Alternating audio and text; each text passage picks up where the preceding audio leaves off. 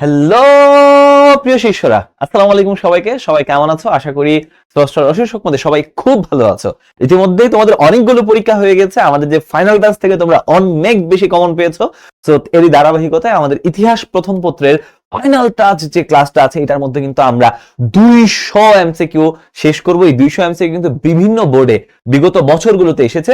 অর্থাৎ এই ক্লাসটা তুমি যদি শেষ পর্যন্ত দেখো, ইনশাআল্লাহ তোমার বোর্ডে কিন্তু তুমি কমন পেতেই পারো। অর্থাৎ তোমার এখান থেকে 100% কমন পাওয়ার নিশ্চয়তা আমি দিচ্ছি না, কিন্তু 90% প্রশ্ন এখান থেকে তুমি কমন পেতে পারো। তো আমরা শুরু করে দিই। আর এখানে দেখো, আমাদের ইতিহাসের সবগুলো জিনিস এখানে আমরা ডিটেইলস আলোচনা করব না, সংক্ষিপ্তভাবে প্রশ্ন বলবো, উত্তরটা বলে দিব। প্রশ্ন উত্তর, প্রশ্ন উত্তর, প্রশ্ন উত্তর। কেননা আমরা কিন্তু ডিটেইলস আলোচনা করার সময় একদম নাই, যেহেতু তোমাদের পরীক্ষার আর বেশিক্ষণ সময় বাকি নাই। ওকে, চলো আমরা শুরু করে দিই আমাদের আজকের ক্লাসের পড়ার যেটা হচ্ছে এই জিনিসটা তোমরা অনেকেই জানো যে আমি রায়হান এয়ার খান পড়াশোনা করেছি ঢাকা বিশ্ববিদ্যালয়ে আন্তর্জাতিক সম্পর্ক বিভাগে। সেখান থেকে অনার্স করেছি, মাস্টার্স করেছি, এবং আমার 8 বছরের অভিজ্ঞতা শিক্ষকতা নিয়ে। এবং এই যে ইতিহাস, আমি তোমাদের ইতিহাস পড়ে অনেকদিন যাবত, অনেকদিন ধরে। তো আমার এই অভিজ্ঞতার আলোকে তোমাকে যে আমি যে সাজেশন গুলো দিব, আমি কলেজের পরীক্ষাগুলোতে বা বোর্ডের পরীক্ষাগুলোতে 90, 95 এরকম নম্বর পেতে আমি দিয়ে এসেছি। আমার অভিজ্ঞতা থেকে আমি চেষ্টা করবো তোমাদেরকে কিছু জিনিস আমি পড়াই দিতে, যে জিনিসগুলা একদম টু দা পয়েন্টে তুমি পড়ে শেষ করে ফেলবা। চলো, আমরা অনেকক্ষণ পড়াশোনা করলাম। আমরা দেখো, আমরা এখন পড়বো এমসিকিউ সলভ। আমাদের কাজ কি? এমসিকিউ গুলো ধরে ধরে সলভ করা। দেখো, প্রথমে প্রথম অধ্যায়, ভারতবর্ষে ইউরোপীয়দের আগমন, ইংরেজ আধিপত্য প্রতিষ্ঠা। ওকে, দেখো প্রথম প্রশ্ন হচ্ছে দিনেমার কাদেরকে বলা হয়? তোমরা জানো ভারতবর্ষে ইউরোপীয়দের আগমন হয়েছে ব্যবসায়িক স্বার্থে। তারপর তার এই অঞ্চলে তোমার খুঁটি কেটে বসেছিল। ওকে, দিনেমার কাদেরকে বলা হয়? দিনেমার বলা হয় ডেনিশ ইস্ট ইন্ডিয়া কোম্পানি, তাই না? ডেনিশ মানে ডেনমার্কের অধিবাসীদের বলা হয় দিনেমার, তুমি আমি আর ডেনিশ। ওকে, তারপরে আমরা খেয়াল করি 1977 সালে এখানে একটা গুরুত্বপূর্ণ বিষয় আছে। 1977 সালের দিকে, ওকে ওকে দেখো, 1770 সালে দুর্ভিক্ষের পরোক্ষ ফল কি? মানে এই দুর্ভিক্ষের ফলে কি হয়েছিল? এই দুর্ভিক্ষের ফলে সবচেয়ে যে গুরুত্বপূর্ণ যেটা হচ্ছে দ্বৈত শাসনের অবসান। অর্থাৎ এই দুর্ভিক্ষ 1770 সাল, বাংলা আমরা যে দেখি বাংলা 1176, এই 1176 সালে যে দুর্ভিক্ষ হয়েছে, এই দুর্ভিক্ষে কি হয়েছিল? বাংলার প্রায় 3/1 ভাগ, 1 কোটি মানুষ, 3 কোটির মধ্যে 1 কোটি মানুষ মারা গিয়েছিল। তো এই 1 কোটি মানুষ মারা যাওয়ার ফলে কি হলো? এই যে দ্বৈত শাসন, ডুয়াল সিস্টেম, যে রাজার হাতে নবাবের হাতে থাকবে শুধু প্রশাসনিক ক্ষমতা, আর রাজস্ব আদায়ের ক্ষমতা থাকবে লর্ড ক্লাইভ অর্থাৎ ইংরেজদের হাতে, এটার অবসান হয়। পলাশী যুদ্ধের কারণ কি? পলাশী যুদ্ধের অনেকগুলো কারণ আছে, এর মধ্যে অন্যতম কারণ হচ্ছে নবাবের আদেশ অমান্য। নবাব আদেশ দিয়েছিল যে তোমরা কোনো দুর্গ বানায় না, তারা কি করছে? দুর্গ বানাইছে। 2 নম্বর হচ্ছে ইংরেজ কর্তৃক দস্তকের দন্তক না, দস্তক, এটা হবে দস্তক মানে হচ্ছে এমন একটা বিষয় যেটা ধরো বিনা শুল্কে, বিনা বাণিজ্যে অনুমতি করা, বিনা তোমার শুল্ক বা বিনা ট্যাক্সে, উইদাউট ট্যাক্স তোমার ব্যবসা করার অনুমতি দেওয়া। ওকে, সো এটার অপব্যবহার। এই দস্তকটা দেওয়া হয়েছিল অনলি কোম্পানিকে বলছিল যে তুমি ইস্ট ইন্ডিয়া কোম্পানি, তুমি চাইলে বিনা শুল্কে বাংলা বা এটার অনুমতি দিয়েছিল 1717 সালে মুঘল সম্রাট ফররুখ সিয়ার। তো এখন তারা কি করতেছে? ব্যক্তিগত কাজে দেখা গেছে বলছে আমি রায়হান এয়ার খান একটা কোম্পানি খুললাম, হ্যাঁ আমি একটা আমার নামে দিছে, কিন্তু আসলে তো এটা দিচ্ছে শিখরে, তাই না? তো এই জিনিসটা তোমরা বুঝতে হবে যে ব্যক্তিগত কাজে না, দস্তক হচ্ছে যে বিনা শুল্কে বাণিজ্য করার অনুমতি, এটা দিছিল কোম্পানিরে। ওকে, এটাও রাইট। উপটোকন প্রথার অসম্মান করা, অর্থাৎ নবাবকে উপহার তারা দেয় না। 1, 2 ও 3, তিনটাই হচ্ছে সঠিক উত্তর। 1, 2 ও 3, তিনটাই হচ্ছে সঠিক উত্তর। উদ্দীপকে দেখো, অষ্টাদশ শতাব্দীর প্রথমার্ধে আফ্রিকার আর সম্পদের উপর আধিপত্য প্রতিষ্ঠার ইউরোপীয় সাম্রাজ্যবাদী দেশসমূহের মধ্যে তীব্র প্রতিযোগিতার সূত্রপাত হয়। পরবর্তীতে আফ্রিকার দখলদারিত্ব প্রতিষ্ঠার মধ্য দিয়ে এই প্রতিযোগিতার অবসান ঘটে। তার মানে দেখো, উদ্দীপকের দেশটির সাথে নিচের কোন দেশটির মিল রয়েছে? দেখো, উদ্দীপকের দেশটির সাথে আরব ভূখণ্ড না, জাপান না, দক্ষিণ আমেরিকাও না, এটা হচ্ছে ভারতীয় উপমহাদেশের মিল রয়েছে। ওকে, আফ্রিকার সাথে নির্ধারিত দেশটির মানে ভারতীয় উপমহাদেশের কি মিল রয়েছে? দেখো, প্রাকৃতিক সম্পত্তির দিক দিয়ে, অন্যের অধীনতা গ্রহণের দিক দিয়ে, স্বাধীনতা অর্জনের দিক দিয়ে। অর্থাৎ আমরা দেখতে পাই এখানে 1 ও 2, স্বাধীনতা অর্জন করে নাই, কারণ এই যে দেখো আমরা স্বাধীনতার তখন পরাধীন ছিলাম। তো 1 আর 2, এই দুইটা জিনিস মিল আছে, যে আমরা প্রাকৃতিক সম্পদ আমাদের বেশি ছিল, আমাদের অন্যের অধীনতা, আমরা ইংরেজদের অধীনতা স্বীকার করে নিয়েছি। ডেনমার্ক কত খ্রিস্টাব্দে ভারতীয় উপমহাদেশে আছে? ডেনমার্কের ডাচরা, ডাচরা মানে ডেনিশরা, তারা 1620 সালে ভারতীয় উপমহাদেশে আসে। তাহলে ডেনমার্ক কত সালে আসে? 1620 সালে। ওকে, পলাশীর প্রান্তর হ্যাঁ, কতটা তুমি হারালে বন্ধু জানে পলাশীর প্রান্তর। পলাশীর প্রান্তর হচ্ছে ভাগীরথী নদীর তীরে। তোমরা জানো গঙ্গা নদীর দুইটা শাখা, একটা ভাগীরথী আর একটা হচ্ছে পদ্মা। তো ভাগীরথী নদীর তীরে হচ্ছে পলাশীর প্রান্তর অবস্থিত। ওকে, তারপর ইউরোপীয় জাতিসমূহের মধ্যে দুঃসাহসী এবং নৌবিদ্যায় পারদর্শী কারা ছিল? এটা হচ্ছে পর্তুগিজরা। কিভাবে মনে রাখবা? POE DF, অর্থাৎ এটা আগমনের যে কালটা। পি দিয়ে হচ্ছে পর্তুগিজ, এফ দিয়ে হচ্ছে ফ্রান্স, ফরাসি। সর্বপ্রথম পর্তুগিজরা আছে, শেষ হচ্ছে ফ্রান্স। ওকে, এবং সবচেয়ে বেশি নৌবিদ্যায় পারদর্শী ছিল পর্তুগিজরা। ওকে, আবার দেখো কোন স্থানগুলো ইস্ট ইন্ডিয়া কোম্পানির শক্তিশালী প্রাণকেন্দ্রে পরিণত হয়? বোম্বাই, মাদ্রাজ, বোম্বাই, কলকাতা, তিনটা জায়গায়। মাদ্রাজ, বোম্বাই, কলকাতা, তিনটা জায়গায় ইস্ট ইন্ডিয়া কোম্পানি তাদের ঘাঁটি গেড়ে বসেছিল। দেখো, কামাল এবং আরমান দুজনে একত্রে দীর্ঘদিন বিশ্বাসের সাথে ব্যবসা বাণিজ্য করলেও পরবর্তীতে আরমানের হঠকারিতার কারণে সমস্ত মূলধনী কামাল একা লুটে নেয় এবং ব্যবসা পরিচালনার দায়িত্ব এককভাবে গ্রহণ করে। এখানে দেখো, এই যে এই কাজটা কার সাথে মিলে? এই কাজটা কিন্তু আর কেউ নয়, হ্যাঁ, আমাদের এখানে সর্বশ্রেষ্ঠ বিশ্বাসঘাতক মীর জাফরের সাথে মিলে। মীর জাফরের সাথে তার কাজটা মিলে। ওকে, উক্ত বিশ্বাসঘাতক তাৎক্ষণিকভাবে কি সুবিধা পান? তিনি বাংলার দেওয়ানি, তিনি বাংলার সিংহাসন পান। তাৎক্ষণিকভাবে তাকে বাংলার সিংহাসনে নবাব হিসেবে অধিষ্ঠিত করা হয়। আগে নবাব পলাশীর যুদ্ধে নবাবের পরাজয়ের প্রধান কারণ কি ছিল? প্রধান কারণ ছিল যে এখানে মীর জাফর যদি বিশ্বাসঘাতকতা না করতো তাহলে জিততো। মীর জাফরের বিশ্বাসঘাতকতা ছিল নবাবের পরাজয়ের প্রধান কারণ। বক্সারের যুদ্ধ কত সালে সংঘটিত? খুবই গুরুত্বপূর্ণ প্রশ্ন, এটা পরীক্ষার মধ্যে অনেকবার আসছে। হ্যাঁ, বক্সারের যুদ্ধ হচ্ছে তোমার 1764 সালে বক্সারের যুদ্ধ সংঘটিত হয়। 1764। পলাশীর যুদ্ধে নবাবের পক্ষে প্রাণপণ যুদ্ধ হচ্ছে মীর মদন, মোহনলাল, দুইজন। তার মানে 1 আর 2, 1 আর 2 হচ্ছে সঠিক উত্তর। 1 আর 2 সঠিক উত্তর। তারপরে দেখো উদ্দীপকটা আমরা একটু খেয়াল করি। উদ্দীপকটা খেয়াল করে সবাই, যে অপুত্রক মানে যার ছেলে নাই, গনিমিয়া ছোট বোনের ছেলে মানিককে খুব ভালোবাসতেন। এক পর্যায়ে তার ভালো জমিগুলো মানিকের নামে লিখে দেন।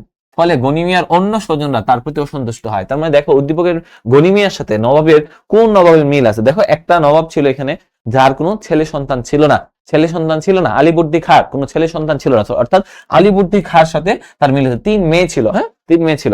ওকে, তারপর হচ্ছে যেমন ঘসিটি বেগম, মাইমুনা আর হচ্ছে তোমার আমেনা। ওকে, উদ্দীপকের মানিক বলতে কাকে বোঝানো হয়েছে? হ্যাঁ, অপুত্রক ছোট মেয়ের আমরা দেখতে পাই আলীবর্দী খান। অপুত্রক গনিমিয়া ছোট বোনের ছেলে মানিকের সাথে মিল হচ্ছে সিরাজউদ্দৌলার মিল হচ্ছে মানিকের সাথে মিল হচ্ছে সিরাজউদ্দৌলা। ইংরেজ ইস্ট ইন্ডিয়া কোম্পানি কত সালে দেওয়ানি লাভ করেছে? 1765 সালে। 1765 সালে তারা হচ্ছে বাংলা, বিহার, উড়িষ্যার দেওয়ানি মানে কি? দেওয়ানি মানে হচ্ছে রাজস্ব আদায়ের ক্ষমতা। আমরা খুব ফাস্ট যাব, আমি একটু ফাস্ট যাচ্ছি 3G 4G স্পিডে। আশা করি তোমরা আমার সাথে তাল মিলাতে পারতো, কারণ পরীক্ষার সামনে এখন একদম সময় ঘন্টার পর ঘন্টা ধরে তুমি লং শর্ট ক্লাস করবা, ওয়ান শর্ট ক্লাস করবা, ফাইনাল শর্ট ক্লাস করবা না রে ভাই। এখন সময় হচ্ছে খুবই কম, সো আমাদেরকে ফাস্ট যাইতে হবে। 1765 সালে আমরা এখান থেকে কমন ফলানোর চেষ্টা করবো ইনশাল্লাহ। ওকে, ভারতবর্ষের বিভিন্ন স্থানে ইংরেজদের কুটি এবং দুর্গ নির্মাণের প্রধান উদ্দেশ্য কি ছিল? তাদের উদ্দেশ্য ছিল তাদের এই যে আধিপত্য বিস্তার করা। তারা কেন কুটি নির্মাণ করতেছিল? ফোর্ট নির্মাণ করতেছিল, যেমন ফোর্ট উইলিয়াম দুর্গ আমরা জানি। এগুলো নির্মাণ করার প্রধান কাজ ছিল আধিপত্য বিস্তার করা। ভাস্কো দা গামা কত সালে কালিকট বন্দরে আসেন? 1498 সালে। 1498 সালে ভাস্কো দা গামা, পর্তুগিজ নাবিক ভাস্কো দা গামা কোথায় আসেন? ভারতের কালিকট বন্দরে এসে পৌঁছান। ওকে, 76-এর মন্তর কত খ্রিস্টাব্দ? একটু আগে আমরা লিখলাম 76-এর মন্তর, বাংলা 1176 আর ইংরেজি 1770 সালে 76-এর মনন্তর হয়। তারপরে ডাচ ইস্ট ইন্ডিয়া কোম্পানি প্রতিষ্ঠিত হয় কি উদ্দেশ্যে? ডাচ ইস্ট ইন্ডিয়া কোম্পানি প্রতিষ্ঠিত প্রাচ্যে, মানে প্রাচ্য মানে কি? পূর্বে। মনে রাখবা, প্রাচ্য মানে পূর্ব। এটাকে কি বলে? প্রাচ্যকে, এটার অর্থ হচ্ছে পূর্ব। অর্থাৎ আমাদের এই পূর্ব অঞ্চলে, আমাদের এই অঞ্চলে ইন্ডিয়াতে বাণিজ্য করার যে বাণিজ্যিক আধিপত্যের উদ্দেশ্যে হচ্ছে ডাচ ইস্ট ইন্ডিয়া কোম্পানি গঠিত হয়। দ্বৈত শাসন ব্যবস্থার প্রবর্তককে? এটা লর্ড ক্লাইভ দ্বৈত শাসন ব্যবস্থার প্রয়োজন করেন। দুইটা কেন্দ্র থাকবে, এটা নবাব আর এটা হচ্ছে ইংরেজ। নবাব কি করবে? নবাব হচ্ছে প্রশাসন চালাবে। প্রশাসন। আর ইংরেজরা কি করবে? ইংরেজরা চালাবে হচ্ছে টাকা নিবে, রাজস্ব। ইংরেজরা রাজস্ব আদায় করবে। সো এটা হচ্ছে দ্বৈত শাসন ব্যবস্থার মূলনীতি ছিল। আগে দেখো, বাবা পলাশকে একটি যুদ্ধের গল্প শোনালেন, যে যুদ্ধে নিজের সেনাপতির বিশ্বাসঘাতকতা শাসককে পরাজয় বরণ করতে হয়। তার মানে কার কথা বলছে? এটা হচ্ছে যে নিজের সেনাপতি কে ছিল? মীর জাফর আলী খান। উদ্দীপকে উল্লিখিত যুদ্ধটিকে তুমি কোন যুদ্ধের সাথে সম্পর্কিত মনে করো? এটা হচ্ছে পলাশীর যুদ্ধে কতটা তুমি হারালে বন্ধু জানে পলাশীর প্রান্তর। ওকে, এবার আমরা মোটামুটি পলাশী যুদ্ধ সম্পর্কে, পলাশীর যুদ্ধের কারণ এবং ফলাফল এগুলো তোমরা একটু ভালো করে দেখে যাও। এগুলো থেকে সিকিউ প্রশ্ন মানে সৃজনশীল প্রশ্ন আসবে। এবার দ্বৈত শাসনের কুফল, এগুলো সৃজনশীল প্রশ্ন আসবে। ইংরেজ উপনিবেশিক শাসন, তোমরা যদি সৃজনশীল প্রশ্নের ভিডিও দেখতে চাও, সৃজনশীল লেখার নিয়ম, এটা একটা ভিডিও দিয়ে রাখছি আমি আমার চ্যানেলে, তোমরা এটা দেখে নিও। ওকে, কোম্পানি শাসন, কোম্পানি আমল, আমরা যদি দেখি ইংরেজ ঔপনিবেশিক শাসন কোম্পানি আমল, নাম কি? নন্দকুমারের ফাঁসি ঘটনাটি, এটা হচ্ছে 2 নম্বর অধ্যায়, যে ইংরেজরা শুরু করছে ঔপনিবেশিক আমল, এখন কোম্পানি আমল ছিল তোমার 1757 থেকে 1857 পর্যন্ত। 1857, এই যে 100 বছরের ইতিহাস আমরা এখন দেখবো। 1757 থেকে 1857, এই 100 বছরের কোম্পানি আমলের ইতিহাস দেখবো। ওকে, প্রথমে দেখো নন্দকুমারের ফাঁসি ঘটনাটি ঘটে কোন শাসকের শাসনকালের একটি কলঙ্কজনক অধ্যায়, যার ফলে ওই উক্ত শাসককে পরবর্তীতে ইমপিচমেন্ট, অভিশংসন, মানে তার পদ ত্যাগ করতে বাধ্য করা হয়। সেই শাসকের নাম ছিল আর কেউ না, লর্ড ওয়ারেন হেস্টিং। নন্দকুমারের ফাঁসি দেওয়া হয়েছিল এবং অযোধ্যার বেগমদের প্রতি তিনি অন্যায় আচরণ করেছিলেন, তাদের সাথে তিনি অন্যায্যতা করেছেন। ওকে, তার মানে লর্ড ওয়ারেন হেস্টিং। নবাবের ক্ষমতাহীন দায়িত্ব আর কোম্পানির দায়িত্বহীন ক্ষমতা ইতিহাসে কি নামে পরিচিত? তার মানে নবাবের ক্ষমতাহীন দায়িত্ব, যে ক্ষমতা নাই, নবাবের ক্ষমতা নাই কিন্তু দায়িত্ব আছে। হ্যাঁ, কোম্পানির দায়িত্ব নাই কিন্তু ক্ষমতা আছে, এর ইতিহাসে তোমার দ্বৈত শাসন নামে পরিচিত। এটা কি নামে পরিচিত? যে নবাবের হাতে কোনো ক্ষমতা নাই কিন্তু বিশাল দায়িত্ব। হ্যাঁ, আর ইংরেজদের হাতে কোনো দায়িত্ব নাই কিন্তু ক্ষমতা বিশাল। তারপরে এই যে দুইটার ইন্টারচেঞ্জ, এটা হচ্ছে দ্বৈত শাসন ব্যবস্থাকে বোঝাচ্ছে। ওকে, ওয়ারেন হেস্টিং এর অন্যতম কাজ কি ছিল? বাণিজ্য বিভাগগুলোকে শাসন বিভাগ থেকে পৃথক করা, বিচার বিভাগ থেকে রাজস্ব বিভাগ পৃথক করা, জেলায় জেলায় ফৌজদারি আদালত স্থাপন করা। 3টা জিনিসে তিনি কি করেছেন? বাণিজ্য বিভাগ থেকে শাসন বিভাগকে পৃথক করেছেন, আলাদা করেছেন, যে শাসন আলাদা। বিচার বিভাগ থেকে বিচার আলাদা হবে, টাকা আদায়ের হিসাব আলাদা হবে। জেলায় জেলায় কি দিয়ে হচ্ছে? আদালত স্থাপন করছেন, যে কারো যদি এই যে মামলা মোকদ্দমা হয় আদালতে গিয়ে সেটা সে এটা দেখাবে। নিয়ামক আইন কত সালে? নিয়ামক আইন হচ্ছে ইংরেজিতে বলে রেগুলেটিং অ্যাক্ট, 1773 সালে রেগুলেটিং অ্যাক্ট, যেটার মাধ্যমে গভর্নরকে গভর্নর জেনারেল পোস্টের মাধ্যমে উন্নীত করা হয়। রেগুলেটিং অ্যাক্টের উদ্দেশ্য কি ছিল? রেগুলেটিং অ্যাক্টের উদ্দেশ্য ছিল, রেগুলেটিং মানে কি? রেগুলেটিং মানে হচ্ছে নিয়ন্ত্রণ করা। নিয়ন্ত্রণ করা কিসের নিয়ন্ত্রণ করবে? কোম্পানির কার্যকলাপকে নিয়ন্ত্রণ করার জন্য রেগুলেটিং অ্যাক্ট প্রণয়ন করা হয়। মহীশূর রাজ্যের প্রতিষ্ঠাতা আর কেউ না, হায়দার আলী হচ্ছে মহীশূর রাজ্যের প্রতিষ্ঠাতা ছিলেন। হায়দার আলীর রাজধানী কোথায় ছিল? হায়দার আলীর রাজধানী ছিল যে শ্রীরঙ্গাপট্টম ছিল হায়দার আলীর রাজধানী। বাংলায় ছাপাখানা স্থাপন করেন কে? বাংলায় ছাপাখানা স্থাপন করেন হচ্ছে লর্ড চার্লস উইলকিন্স। তিনি হচ্ছে বাংলায় ছাপাখানা স্থাপন করেন। হেস্টিং এর বিচার কাজ কত বছর ধরে চলে? প্রায় 7 বছর ধরে হেস্টিংকে বিচার করা হয়। তো তোমাদেরকে আমি একটা কথা বলে দিই, দেখো এইখানে আমি যেগুলো পড়াচ্ছি এটার মধ্যে যদি 2-1টা ভুলও থাকে, তোমরা জাস্ট একটু নেটে বইটার মধ্যে সাথে মিলাই নিবা। আমি আবারও বলতেছি, আর বইয়ের সাথেও যদি না মিলে তুমি জাস্ট একটু নেটে সার্চ করে দেখে নিবা। আমি আবারও বলতেছি, মানুষ মাত্রই ভুল, অর্থাৎ আমি যে পড়াচ্ছি, আমি তোমাকে হলফ করে বলতে পারি আমার এইখানে 95% জিনিসপাতি শুদ্ধ আছে, আমি নিজে চেক করছি। তারপরে যদি কোনো স্লিপ অফ টাং বা আমাদের হিউম্যান এরর হইতে পারে, কিন্তু পরীক্ষায় তো তোমার এরর হওয়া যাবে না, কারণ পরীক্ষায় 30-এ যেন তুমি 30 পাইতে পারো, এটা একটু খেয়াল রাখবে। ওকে, দেখো তারপরে সূর্যাস্ত আইনের ফলে কারা সর্বশান্ত হয়? মুসলিম জমিদাররা অনেক জমিদাররা হচ্ছে সর্বশান্ত হয়। সর্বশান্ত কেন হয়? সূর্যাস্ত আইনের ফলে মুসলিম জমিদাররা, সাধারণত তোমরা ওই যে বহিবীর নাটকে বর্ষ দেয় না। ওকে, তো চিরস্থায়ী বন্দোবস্ত, কারণ কিন্তু একটা নির্দিষ্ট দিনের মধ্যে তোমাকে টাকা দিতে হইতো, যেটা অনেকের ছিল না, এবং তারা হচ্ছে শেষে মারা খেয়ে যেত। ওকে, চিরস্থায়ী বন্দোবস্ত কত সালে প্রবর্তন হয়? 1793 সালে লর্ড কর্নওয়ালিস কর্তৃক প্রবর্তিত হয়।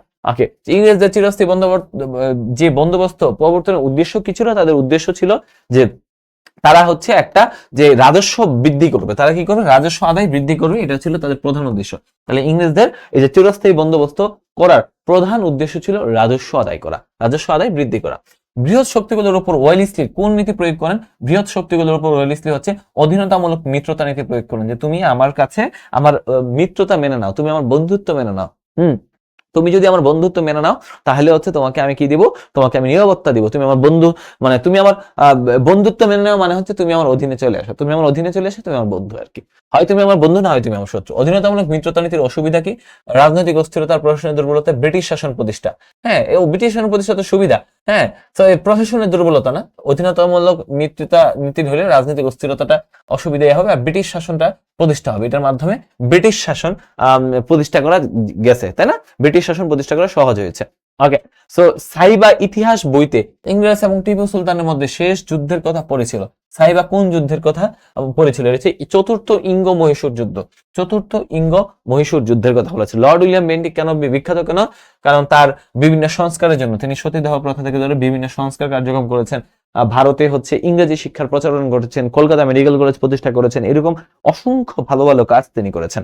ওকে, তারপরে বেন্টিকের উল্লেখযোগ্য কীর্তি কি আমরা যদি দেখি যে সতীদাহ প্রথা বিলোপ এবং হচ্ছে ঠগি দমন, এই দুইটা, ঠগি দমন এবং ঠগি কারা? ঠগি হচ্ছে যারা রাস্তার মধ্যে মানুষ মেরে ফেলতো ঠগি ধরে, হ্যাঁ, ঠগ দিয়ে, হ্যাঁ, ঠগ বললাম ঠগবাজ, হ্যাঁ, ঠগা মানে একদম ঠগি মানে হচ্ছে তারা যারা হচ্ছে ধরো আগের দিনে যারা হচ্ছে বছরের আগের দিনে এত হাইওয়ে ছিল না, তখন মাইলের পর মাইল হেঁটে যেতে হতো, তখন অপরিচিত মানুষ দেখলে তারা হচ্ছে দুইজন মিলে তাকে হচ্ছে রুমাল দিয়ে বা গলায় পেঁচায় মায়েরা তার জিনিসপাতি সব নিয়ে যেত আর কি।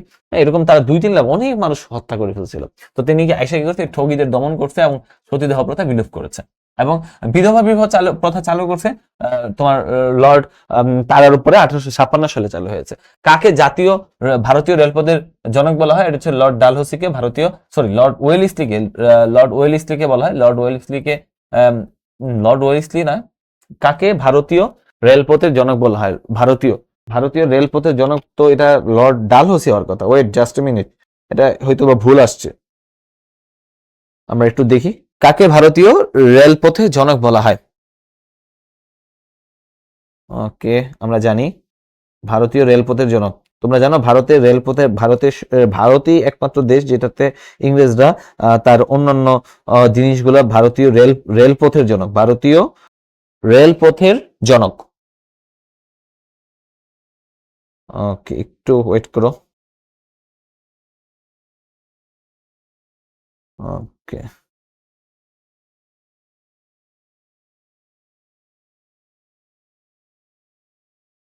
ওকে, সো এটা হচ্ছে আমরা অনেকেই জানি, এটা ভুল আছে এখানে আমার দেখি মনে হচ্ছে। ভারতীয় রেলপথের জনক বলা হয় লর্ড ডালহৌসিকে। লর্ড ডালহৌসিকে ভারতীয় রেলপথের জনক বলা হয়। ভারতীয় রেলপথের জনক বলা হয় লর্ড ডালহৌসিকে। লর্ড ওয়েলিসলিকে না। লর্ড ওয়েলিসলি তো ভারতীয় না। এই ভারতীয় রেলপথ ধরো 1853 সালের দিকে ভারত চালু করেন, তখন ভারতের প্রধান যে ছিল তার নাম ছিল লর্ড ডালহৌসি। লর্ড ডালহৌসিকে ভারতীয় রেলপথের জনক বলা হয়। ওকে, তো এখানে এটা ভুল আছে, এটা ভুল, এটা ভুল, এটা ভুল। এটা হচ্ছে সঠিক উত্তর হচ্ছে লর্ড ডালহৌসি।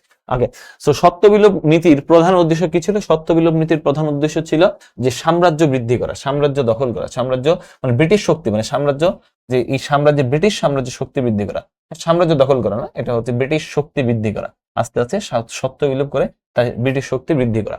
ওকে, বিধবা বিবাহ আইন পাশ করেন কে? এটা আমরা জানি লর্ড ডালহৌসি হচ্ছে বিধবা বিবাহ আইন পাশ করেন, লর্ড ডালহৌসি। ভারতীয় উপমহাদেশকে দারুল হরব ঘোষণা করেন কে? এটা হচ্ছে হাজী শরীয়তুল্লাহ ভারতীয় উপমহাদেশকে দারুল হরব নামে ঘোষণা করেন।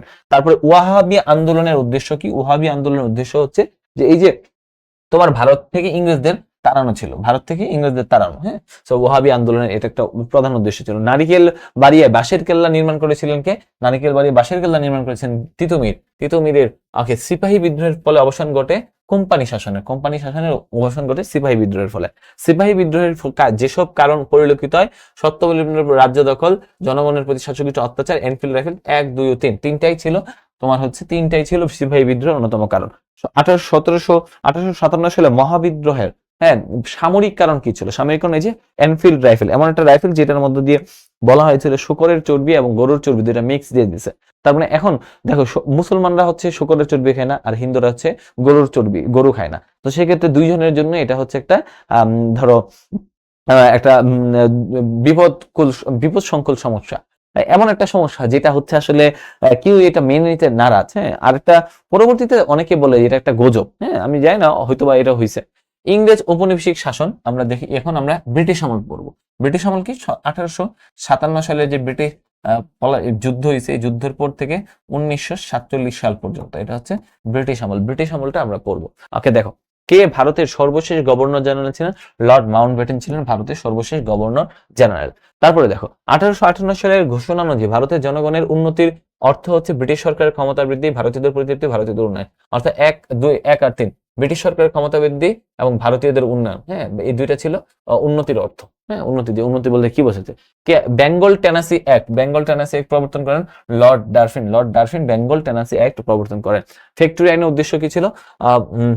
দেখো, সো নিচের কোনটি সঠিক? ফ্যাক্টরি আইন বর্তমান সরকার শিল্প কারখানার পরিদর্শনে নিয়োগ টিয়োগ দিছে, এগুলা মানে শিল্প কারখানা যত ভালো এটা দিছে। নিচের কোনটি সঠিক? শ্রমিকদের স্বার্থ রক্ষা কল্যাণ শিল্প কারখানা উৎস দৈনিক 8 ঘন্টা, অর্থাৎ 1 আর 3।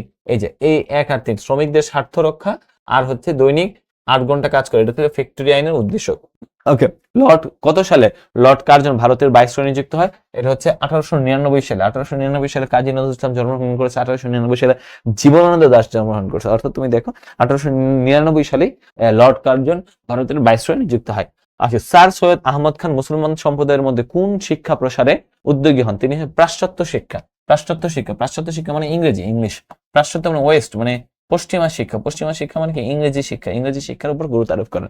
ওকে, মুসলমানদের পাশ্চাত্য শিক্ষার ভীতি দূর করার জন্য স্যার সৈয়দ আহমদ কর্তৃক প্রকাশিত পত্রিকার নাম কি? সেটার নাম হচ্ছে তাহাজিব উল আখলাক। এটা খুবই গুরুত্বপূর্ণ, তাহাজিব উল আখলাক। ওকে, ভারতীয় জাতীয় কংগ্রেসের প্রথম অধিবেশনে সরকারের নিকট প্রেরণের জন্য যে সুপারিশ সংবলিত প্রস্তাব গৃহীত হয় তার মধ্যে ভারত সচিবের পরামর্শ সবার মেয়াদ বৃদ্ধি করা, কেন্দ্রীয় আইনসভা নির্বাচিত সদস্যদের গ্রহণ করা, উচ্চ পদস্থ সরকারি কর্মচারী নিয়োগের জন্য ভারত এবং ইংল্যান্ডে একযোগে পরীক্ষা গ্রহণের ব্যবস্থা করা। অর্থাৎ এক নাম্বারটা না, ভারত সচিবের পরামর্শ সবার বৃদ্ধি, এটা না। ভারত সচিব তো এরা ছিল ব্রিটিশদের। অর্থাৎ কেন্দ্রীয় আইনসভার মানে ধরো ভারতের জন্য যারা আইন তৈরি করবে তারা যেন ভারতীয় সদস্য থাকে, কেন্দ্রীয় আইনসভায় ভারতীয় সদস্য দেয়া। এবং এই যে তোমার বিভিন্ন সিভিল সার্ভিস পরীক্ষা, আইসিএস ছিল, ইন্ডিয়ান সিভিল সার্ভিস, বর্তমানে বাংলাদেশে বিসিএস, এই পরীক্ষাগুলোর মধ্যে যেন ব্রিটিশ এবং ভারতীয়দের তাদের জন্য একসাথে পরীক্ষা নেওয়া হয়। অনেক সময় দেখা যাচ্ছে আমাদের ভারতীয়দের মেধা কিন্তু ভালো ছিল, এখানে দেখা যাচ্ছে অনেক ভারতীয় এখানে নিয়োগ পেয়েছে, তাই না? ওকে, তো 2 ও 3 মুসলিম লীগের প্রতিষ্ঠাতাকে, এটা তোমরা সবাই জানো। মুসলিম লীগের প্রতিষ্ঠাতা হচ্ছে নবাব সলিমুল্লাহ। নবাব সলিমুল্লাহকে বলা হয় মুসলিম লীগের প্রতিষ্ঠাতা। ওকে, সর্বভারতীয় মুসলিম লীগের প্রধান সভাপতি কে ছিলেন? নবাব মোহসিন, সরি, আগা খান। সভাপতি ছিল আগা খান। আর মুসলিম লীগের কি ছিল? আগা খান ছিল, তিনি ছিলেন বিকারুল মুলকের সভাপতিত্বে এটা প্রতিষ্ঠিত হয়েছে, কিন্তু এই মুসলিম লীগের সভাপতি ছিল হচ্ছে আগা খান। ওকে, 1905 সালে নবগঠিত পূর্ববঙ্গ আসাম প্রদেশের গভর্নর কে ছিলেন? এটা হচ্ছে আমাদের ঢাকা বিশ্ববিদ্যালয়ের একটা রোড আছে, নাম হচ্ছে ফুলার রোড। ফুলার রোড, তাহলে স্যার ব্যামফিল্ড ফুলার তিনি ছিলেন 1905 সালে যে পূর্ববঙ্গ আসাম প্রদেশের গভর্নর হিসেবে তিনি ছিলেন। লখনৌ চুক্তির প্রধান বিষয়গুলো ছিল, লখনৌ চুক্তি 1916 সালে হয়েছে, এটাকে বলে হিন্দু মুসলিমের একটা ঐক্যের চুক্তি। কংগ্রেস হিন্দু মুসলিমের পৃথক নির্বাচন মেনে নেবে, ভারত বিভাগ হবে না, উত্তরপ্রদেশের মুসলমানদের আসন সংখ্যা হবে 30%, অর্থাৎ 1 আর 3। 1 আর 3, ভারত বিভক্ত হবে না, ভারত অবশ্যই বিভক্ত হইতে পারে। 1 আর 3 ছিল, তখন ভারত বিভক্তি নিয়ে কোনো কথা হয় নাই। মুসলিমদের পৃথক নির্বাচন মেনে নিবে কংগ্রেস। কংগ্রেস কে ছিল? কংগ্রেস ছিল ভারতের একটা হিন্দু, মানে একটা প্রথম দল, যেটা 1885 সালে প্রতিষ্ঠিত হয়েছে অ্যালান অট্টাবিয়াম হিউম্যান নেতৃত্বে। তার মানে এটাতে উত্তরপ্রদেশের মুসলমানদের আসন সংখ্যা 30% হবে। 1 আর 3। ব্রিটিশদের দেয়া কাইজারি হিন্দ উপাধি প্রত্যাখ্যান করেন কে? এটা হচ্ছে মহাত্মা গান্ধী। মহাত্মা গান্ধী কাইজারি হিন্দ উপাধি প্রত্যাখ্যান করেন। ওকে, কোন ঘটনার পরিপ্রেক্ষিতে রবীন্দ্রনাথ ঠাকুর ব্রিটিশদের দেওয়া নাইট উপাধি বর্জন করেছিলেন? এটা তোমরা জানো, 1919 সালের দিকে ব্রিটিশরা একটা হত্যাকাণ্ড করেছিল। হত্যাকাণ্ডের নাম ছিল জালিয়ানওয়ালাবাগ হত্যাকাণ্ড। সেই হত্যাকাণ্ডের পরিপ্রেক্ষিতে তিনি প্রায় 300-400 মানুষকে মেরে ফেলছে ব্রিটিশরা বিনা কারণে। তিনি কিন্তু কি করেছেন? তার যে পদবী নাইট উপাধি তিনি বর্জন করেছিলেন। ওকে, সাইমন কমিশন উল্লেখযোগ্য সুপারিশ। সাইমন কমিশন উল্লেখযোগ্য সুপারিশ ছিল তোমার প্রাদেশিক আইন পরিষদের আয়তন বৃদ্ধি এবং সাম্প্রদায়িক দাঙ্গা। দ্বৈত শাসন ব্যবস্থা তখন ছিলই না। হ্যাঁ, দ্বৈত শাসন ব্যবস্থা। ওকে, এটা সাইমন কমিশনের সুপারিশ, দ্বৈত শাসন ব্যবস্থার অবসান, সাম্প্রদায়িক দাঙ্গা নিরসন, আইন পরিষদ। সো এটা 2 ও 3 হওয়ার কথা। এটা দ্বৈত শাসন ব্যবস্থার অবসান হওয়ার কথা না। দ্বৈত শাসন ব্যবস্থা বলতে কে বোঝাচ্ছে? দ্বৈত শাসন ব্যবস্থা বলতে ওই সময়ের যে ব্রিটিশ সময়ের যে দ্বৈত, এটা তোমরা একটু দেখে নিও, এটা আমি একটু কনফিউজড। এটা এটা এটা একটু, আচ্ছা, এটা এটা এটা আমরা বাদ রাখি, এটা এটা বাদ। এটা সাইমন, আচ্ছা আমি এটা এখনই দেখে নিই। সাইমন কমিশনের সুপারিশ। ওকে, তোমরা একটু দাঁড়াও, এটা আমি এখনই আমি তোমাদেরকে সলিউশন দিয়ে দিচ্ছি। কারণ কিছু কিছু জিনিস আছে যে বইয়ের মধ্যে একরকম থাকে, হ্যাঁ, কিছু কিছু জিনিস আছে এই বইয়ের মধ্যে তোমার একরকম থাকে, আরেক রকম তোমাকে উত্তর করতে হয়, তাই না?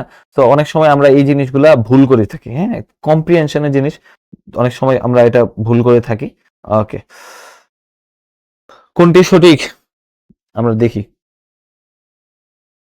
ওকে,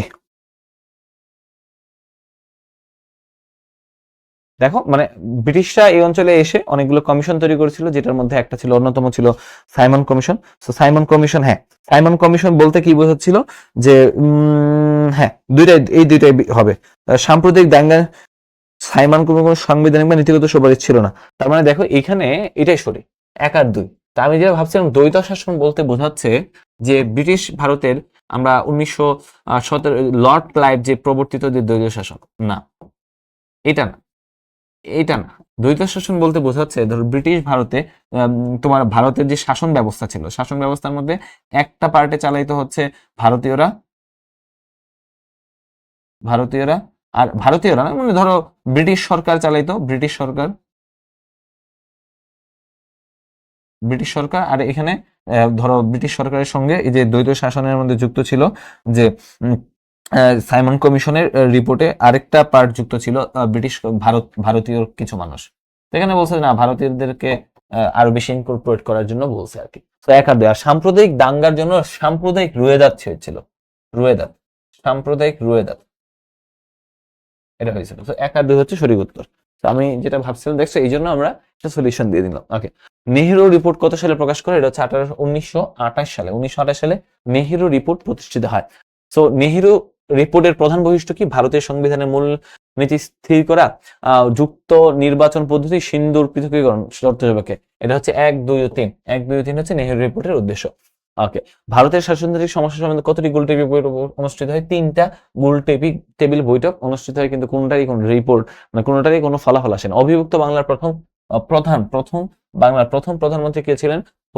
একে ফজলুল হক। একে ফজলুল হক ছিলেন অবিভক্ত বাংলার প্রথম প্রধানমন্ত্রী, মুখ্যমন্ত্রী না কিন্তু প্রধানমন্ত্রী। সর্বপ্রথম পাকিস্তান নামে একটি পৃথক রাষ্ট্র গঠনের প্রস্তাব করেন কে? মোহাম্মদ আলী জিন্নাহ। মোহাম্মদ আলী জিন্নাহ তিনি হচ্ছে প্রথম প্রস্তাব করেন যে পাকিস্তান নামক একটা রাষ্ট্র করা দরকার রাজনীতিবিদ হিসেবে। ওকে, আর চৌধুরী মোহাম্মদ আলী তিনি এটা নিয়ে রহমত আলী তিনি এটা নিয়ে আলোচনা করেছেন। ওকে, কিন্তু সর্বপ্রথম এটার প্রস্তাবটা উত্থাপন করেছে জিন্নাহ। ভারতে যুক্তরাষ্ট্র গঠনের সুপারিশ করে কে? মন্ত্রিপরিষদ পরিকল্পনা, যে আমরা একটা ফেডারেল গভর্নমেন্ট তৈরি করব ভারতে, ফেডারেল গভর্নমেন্ট তৈরির একটা প্রস্তাব আসে। মন্ত্রিপরিষদ পরিকল্পনার সদস্য ছিলেন কে? এই 1 আর 3 স্যার স্ট্রেফোর্ড ক্রিপস আর লর্ড পেথিক লরেন্স। হ্যাঁ, এই দুইজন ছিল। ওকে, কৃষির ভিত্তিতে পাকিস্তান ভারত স্বাধীনতা লাভ করে। এটা হচ্ছে দ্বিজাতি তত্ত্ব, ধর্মের ভিত্তিতে পাকিস্তান আর ভারত আর পাকিস্তান স্বাধীনতা লাভ করে। ভারত ও পাকিস্তান নামে দুইটা রাষ্ট্র সৃষ্টি হয় কত সালে? 1947 সালে। তোমরা জানো 1947 সৃষ্টি হয় ভারতীয় স্বাধীনতা আইনের ফলাফল কি? আইনের ফলাফল হচ্ছে ইংরেজদের শাসনের অবসান এবং হচ্ছে মুসলিম শাসনের যে পুনর্জাগরণ এবং অবিভক্ত বাংলা। এখানে কিন্তু অবিভক্ত বাংলা না, ভারত বিভক্তি আর হচ্ছে ইংরেজ শাসনের অবসান। মুসলিম শাসন তো আর নাই। ভারতীয় আইনের মধ্যে তো মুসলিম শাসনের পুনর্জাগরণ বলতে বোঝাচ্ছে একটা সময় পুরো ভারতবর্ষকে শাসন করতো মুসলিমরা, কিন্তু তখন তো মুসলিমরা শাসন করতো না।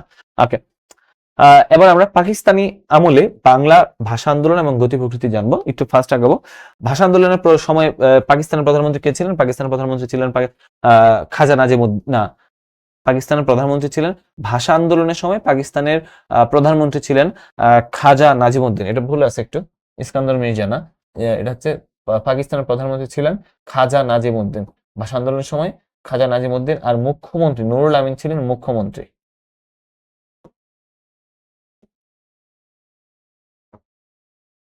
ওকে, নুরুল আমিন ছিলেন মুখ্যমন্ত্রী। ওকে, তো ভাষা আন্দোলনের সময় পাকিস্তানের প্রধানমন্ত্রী ছিলেন খাজা নাজিমুদ্দিন। ওকে, সো এটা ভুল, এটা সঠিক। ওকে, সো আমরা দেখি পাকিস্তানের প্রথম গণপরিষদের নারী সদস্য কতজন ছিল? সেটা হচ্ছে আমরা যদি দেখি গণপরিষদের নারী সদস্য ছিল একজন। গণপরিষদের নারী সদস্য একজন ছিল। যুক্তফ্রন্ট মন্ত্রিসভা ভেঙে দেওয়া হয় কেন? এটা ভেঙে দেওয়া হয় ষড়যন্ত্রের মাধ্যমে। ষড়যন্ত্র করে, যে ষড়যন্ত্র কি ছিল যে ওরা দেশ চালাতে পারবে না, বাঙালি অবাঙালি তারা দাঙ্গা লাগাইছে, আদম জোট মিল দাঙ্গা মানে কি মারামারি লাগাইছে, অনেক মানুষ মারা গেছে, এই জন্য এটার মাধ্যমে যে তোমরা তো দেশ চালাতে পারতেছো না। ওকে, নুরুল আমিন মুখ্যমন্ত্রী থাকালে পূর্ব পাকিস্তানে কতজন অবাঙালি গভর্নর নিয়োগ দেওয়া হয়? অবাঙালি বলতে যারা বাঙালি না, তাহলে 2 জন অবাঙালি গভর্নর নিয়োগ দেওয়া হয়। যুক্তফ্রন্ট মন্ত্রিসভা কতদিন স্থায়ী ছিল? 56 দিন স্থায়ী ছিল যুক্তফ্রন্ট মন্ত্রিসভা। ওকে, পাকিস্তানের রাজধানী করাচি থেকে কোথায় স্থানান্তর হয়? ইসলামাবাদে ছিল এখনকার সময়ে পাকিস্তানের সবচেয়ে হট সিটি যেটা বলা ইসলামাবাদ। ওকে, উদ্দীপকের নেতা আমরা একটু খেয়াল করি। 1948 সালে মার্চ মাসে পাকিস্তানের স্থপতি ঢাকায় 2টি সমাবেশে বক্তব্য প্রদান করেন। স্থপতি মানে মোহাম্মদ আলী জিন্নাহ, এবং পূর্ব পাকিস্তানের রাষ্ট্রভাষার দাবি সরাসরি প্রত্যাখ্যান করার ফলে যে আন্দোলন শুরু হয় তার চূড়ান্ত রূপ ৭১ স্বাধীনতা হচ্ছে মোহাম্মদ আলী জিন্নাহ। ওকে, উক্ত আন্দোলনের ফলে কি 21শে ফেব্রুয়ারিকে অনেকে শহীদ হয়, রাষ্ট্রভাষার বাংলা স্বীকৃতি পায়, জাতীয়তাবাদের বিকাশ হয়। ১, ২ ও ৩ তিনটাই সঠিক। ওকে, ও Urdu and Urdu shall be the state language of Pakistan, এটা কে বলেছেন? এটা বলেছে মোহাম্মদ আলী জিন্নাহ। ওকে, 1948 সালে 21শে মার্চ জিন্নাহ কোথায় উর্দুকে রাষ্ট্রভাষা করার দাবি জানান? সেটা হচ্ছে তোমার ঢাকার রেসকোর্স ময়দানে, ঢাকার রেসকোর্স ময়দানে এটা হচ্ছে উনি দাবি জানান। ওকে, তমদ্দিন মজলিস কোন ধরনের মজলিস? তমদ্দিন মজলিস কোন ধরনের সংগঠন? এটা হচ্ছে একটা, আমরা দেখতে পাই, সাংস্কৃতিক সংগঠন তমদ্দিন মজলিস, যারা ভাষা আন্দোলন নিয়ে তারা কাজ করেছে। বর্ধমান হাউসের বর্তমান নাম কি? বাংলা একাডেমি। বাংলা একাডেমি বর্ধমান হাউসের বর্তমান নাম। ওকে, রাষ্ট্রভাষা বাংলার দাবিতে গঠিত হয় সর্বদলীয় রাষ্ট্রভাষা ৩টা প্রতিষ্ঠানে হয়েছে, সর্বদলীয় এবং সর্বদলীয় কেন্দ্রীয় রাষ্ট্রভাষা ৩টা প্রতিষ্ঠানে। ভাষা নিয়ে পূর্ব বাংলা আন্দোলন শুরু হয় কত সালে? এটা 1948 সাল থেকে শুরু হয়। 47 সালে 48 থেকে ভাষা কি হবে পাকিস্তান, সেটা নিয়ে আন্দোলন শুরু হয়। ভাষা আন্দোলনের অন্যতম তাৎপর্য হচ্ছে অসাম্প্রদায়িক চেতনা, ৩টা জিনিসই, বাঙালি জাতীয়তাবাদ এবং জনগণের স্বতঃস্ফূর্ততায়, ৩টা জিনিসই ছিল। ওকে, তারপরে দেখো উদ্দীপকের সাথে দেখো, উদ্দীপকে কেনিয়ার একটি অঞ্চলে সোহাইলি ভাষাভাষীরা তাদের ভাষার রাষ্ট্রীয় স্বীকৃতি আদায়ে পূর্ব ঘোষিত কর্মসূচি অনুযায়ী মিছিল করে, মিছিলের উপর পুলিশ গুলি চালালে বেশ কিছু হতাহতের ঘটনা, কিন্তু তারা তাদের দাবি আদায়ে ব্যর্থ হয়। যাই হোক, উদ্দীপকের সাথে আন্দোলনের সাদৃশ্য কি? সাদৃশ্য দাবি আদায়ের দিক থেকে, সংঘর্ষের দিক থেকে, কিন্তু আমরা কিন্তু আমাদের দাবি আদায় করতে পেরেছি। ১ আর ২ হচ্ছে এটা সঠিক উত্তর। তারপরে দেখো 1952 সালের 21শে ফেব্রুয়ারি কত তারিখ? বাংলা কত তারিখ ছিল? বাংলা হচ্ছে 8ই ফাল্গুন ছিল। ফাল্গুনের মোহনায়, তাই না? ফাল্গুন আসছে, ফাল্গুনে আমরা কিন্তু দ্বিগুণ হব। ওকে, সো বাংলা ভাষা শহীদ আব্দুল জব্বার জন্মগ্রহণ করেন কোথায়? ভাষা শহীদ আব্দুল জব্বার জন্মগ্রহণ করেন কোথায়? জব্বার জন্মগ্রহণ করেন ময়মনসিংহে জন্মগ্রহণ করেন। ওকে, ভাষা আন্দোলনের অবদান রাখার জন্য ভাষাকন্যা বলা হয় কাকে? এটা হচ্ছে নাদেরা বেগমকে ভাষাকন্যা বলা হয়। ওকে, 1952 সালে ভাষা আন্দোলনে মেয়েরাজের স্বতঃস্ফূর্ত বা কর্মকাণ্ডে অংশগ্রহণ করেছে, মিছিল করা, প্রতিবাদ করা, স্লোগান দেয়, ১, ২, ৩ তিনটা কাজই তারা করেছে। প্রথম শহীদ মিনারের ডিজাইনার কে ছিলেন? এটার ডিজাইনার ছিলেন বদরুল আলম ছিলেন প্রথম শহীদ মিনারের ডিজাইনার, ছিলেন বদরুল আলম, যেটা ঢাকা মেডিকেল কলেজে স্থাপিত হয়েছিল এবং পরবর্তীতে যেটাকে ভেঙে দেওয়া হয়েছিল। স্থায়ীভাবে প্রতিষ্ঠিত শহীদ মিনারের স্থপতিকে হামিদুর রহমান, এখন ঢাকা বিশ্ববিদ্যালয় বা ঢাকা মেডিকেল কলেজের পাশেই অবস্থিত। ওকে, কাঁদতে আসেনি, ফাঁসির দাবি নিয়ে এসেছে, এটা কে করেছে? এটা হচ্ছে তরুণ তৎকালীন কবি মাহবুবুল আলম, তিনি লিখেছিলেন কাঁদতে আসেনি, ফাঁসির দাবি নিয়ে এসেছে। তো আমার ভাই রক্তে রাঙানো গানটির গীতিকার মানে গানটা লিখছে কে? গানটা লিখছে আব্দুল গাফফার চৌধুরী। পরবর্তী এটা সুরকার, এটা গীতিকার তো আব্দুল গাফফার চৌধুরী, এটা আব্দুল লতিফ না, এটা হচ্ছে গীতিকার হবে আব্দুল গাফফার চৌধুরী। এটা প্রথম সুরকার আব্দুল লতিফ ছিলেন প্রথম সুরকার।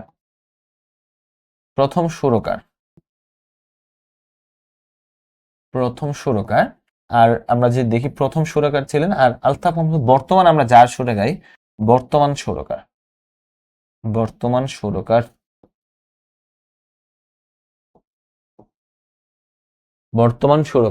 ওকে, সো 21শে ফেব্রুয়ারি কত সালে আন্তর্জাতিক মাতৃভাষা দিবস হিসেবে স্বীকৃতি পায়? এটা হচ্ছে 1999 সালে বর্তমানে আন্তর্জাতিক মাতৃভাষা দিবস হিসেবে স্বীকৃতি পায়। পূর্ব বাংলার স্বায়ত্তশাসন এবং স্বাধিকার আন্দোলন, চলো আমরা নতুন অধ্যায় যাই। পূর্ব বাংলার প্রথম সাধারণ নির্বাচন কত সালে? 1954 সালে অনুষ্ঠিত হয়। আইয়ুব খানের সামরিক শাসনের অভিনব সৃষ্টি কোনটি? মৌলিক গণতন্ত্র। তোমরা জানো যে অল্প কিছু মানুষ তার বেসিক ডেমোক্রেসির মাধ্যমে 1959 সালে তিনি এটা প্রবর্তন করেন।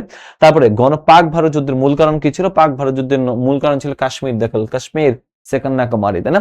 ওকে, কত সালে পূর্ব বাংলার নাম পরিবর্তন করে পূর্ব পাকিস্তান? 1956 সালে সংবিধানে পূর্ব পাকিস্তানের নাম চেঞ্জ করে পূর্ব বাংলার নাম পরিবর্তন করে পূর্ব পাকিস্তান করা হয়। তারপর আমরা দেখি 1954 সালে নির্বাচনে যুক্তফ্রন্ট কতটি আসন লাভ করে? 223টি আসন লাভ করে যুক্তফ্রন্ট। হ্যাঁ, ভাষা আন্দোলনের কোন বৈষম্যের ফল? ভাষা আন্দোলন হচ্ছে একটা সাংস্কৃতিক বৈষম্যের ফল। সাংস্কৃতিক ভাবে আমাদের পিছিয়ে দেওয়ার একটা চিন্তা কিন্তু তাদের মাথায় ছিল। 1962 সালে শিক্ষা আন্দোলনের উদ্দেশ্য কি ছিল? আমাদের এই যে গণমুখী ও বিজ্ঞান ভিত্তিক শিক্ষা, ধর্মভিত্তিক শিক্ষা, প্রাথমিক শিক্ষা, অবৈতনিক সহ শিক্ষা জাতীয়করণ। ধর্মভিত্তিক না 1 আর 3? ধর্মভিত্তিক শিক্ষার কথা বলা হয়নি। 1 আর 3 নম্বর হচ্ছে উত্তর, সঠিক উত্তর 1 আর 3। 1966 সালের 6 দফা কর্মসূচির মূল বক্তব্য কি ছিল? মূল বক্তব্য ছিল আমাকে আমার মতো থাকতে দাও, আমি নিজেকে নিজের মতো সাজিয়ে নিয়েছি, যেটা ছিল না সেটা না পাওয়ায় থাক। অর্থাৎ আমাকে আমার মতো, আমি নিজেকে নিজের মতো সাজাবো, মানে স্বায়ত্তশাসন। পূর্ব পাকিস্তানে স্বায়ত্তশাসন ছিল প্রধান দাবি।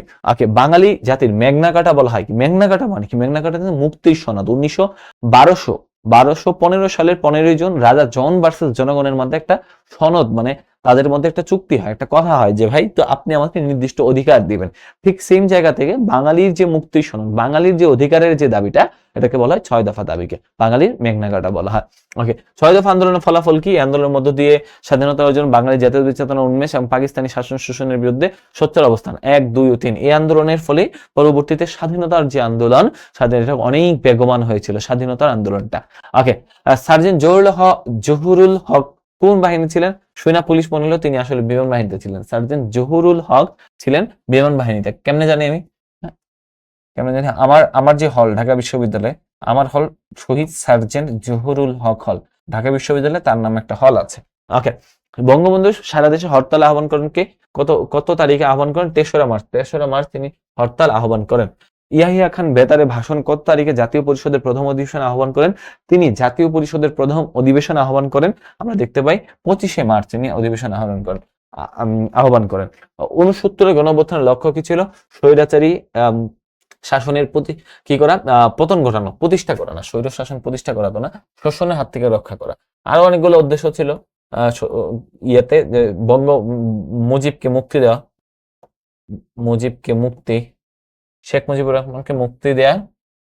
আর একটা ছিল আগরতলা, এটা আগরতলা মামলা প্রত্যাহার, মানে এটা হচ্ছে আগরতলা, আমরা যদি লিখি আগরতলা,